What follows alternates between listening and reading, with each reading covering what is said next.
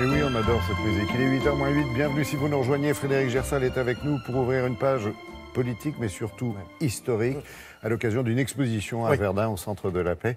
Nous célébrons cette année le 60e anniversaire de la Ve République, qui a vu passer pas moins de 8 présidents. Absolument, oui, nous en sommes au 8e, effectivement. Bonjour Laurent, bonjour à tous. C'est vrai que cette exposition, finalement, ouvre les commémorations, les anniversaires qui vont se multiplier jusqu'à la fin de cette année 2018, et même au début de 2019, puisqu'on se souvient que le général de Gaulle va vraiment entrer en fonction en janvier 1969.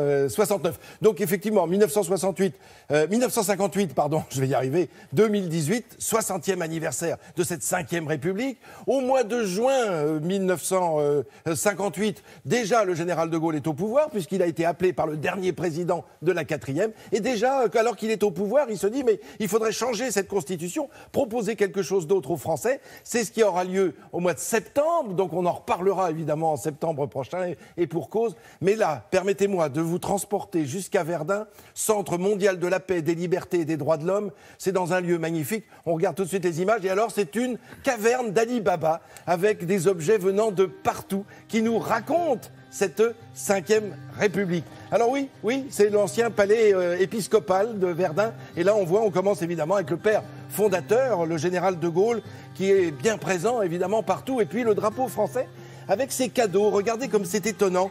Ce drapeau en origami qui a été offert par le Japon. On le voit bien avec le gros plan. Oui, c'était au G8 de 2008.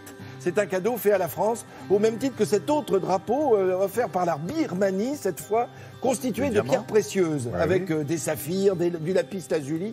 Et puis, vous avez vu... Ah bah tiens, je me retrouve tout de suite à l'intérieur de l'Élysée. Enfin, c'est ce qu'on croit. On croit être dans l'Élysée. Et puis voilà, c'est un trompe-l'œil. Mais ça permet aussi de découvrir quelques arcanes du palais de l'Élysée qui a accueilli, évidemment, tous ces présidents de la Ve République. Là, c'est la copie de la fameuse Coupe du Monde remportée en 1998. Il y a des affiches, il y a des objets venus du monde entier. Il y a aussi des dessins. Les présidents sont croqués. Et puis, il y a cette épée en dents de requin offerte par les îles Kiribati. C'est à l'occasion d'un voyage. Là, c'est François Hollande. Vous vous souvenez sans doute. On s'en souvient de la robe de chambre. Mais oui, absolument. Avec la pelisse et la toque en fourrure. Des objets par centaines. Oui, c'est vraiment une exposition extraordinaire parce qu'on voyage dans le temps. Là, c'est le roi d'Arabie Saoudite qui a remis cette... En fait, on a l'impression qu'on vit à l'intérieur d'une oasis. Tout comme il y a des armes, il y a des armes en grand nombre, tout comme ce sabre, ce couteau qui a été remis. Vous savez, c'est une copie de celui que possédait Abdelkader, l'un des libérateurs de l'Algérie. Pompidou, tu t'es sucré, nous. On va s'aller regarder Jean Le Canuet. Un homme neuf, une France en marche, déjà à l'époque. Et puis on croise les présidents à l'intérieur de cette exposition.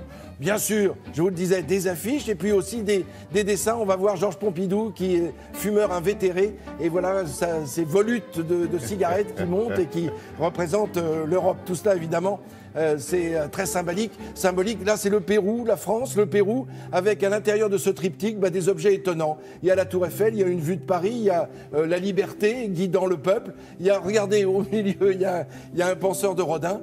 Et puis voilà cet objet-là qui vient d'Ouzbékistan. C'était pour faire plaisir au président François Mitterrand, qui ne fait pas du tout potiche, contrairement à ce qu'on pourrait croire.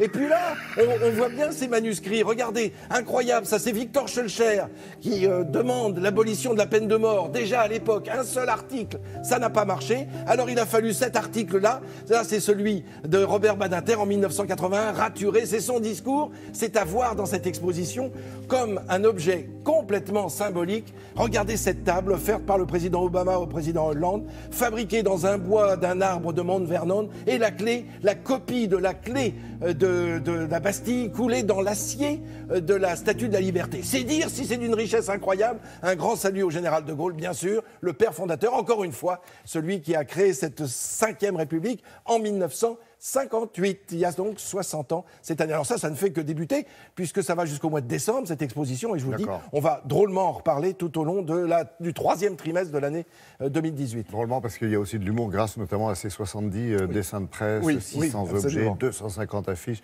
Magnifique, très belle visite, merci. Dans ce centre, il y a aussi une partie moderne, faite par des architectes français, dont Vincent Speller. Si j'ai bonne mémoire, ça date. Ah ben oui, qu'est-ce que vous voulez. C'est ça la culture. Ben oui, bien sûr.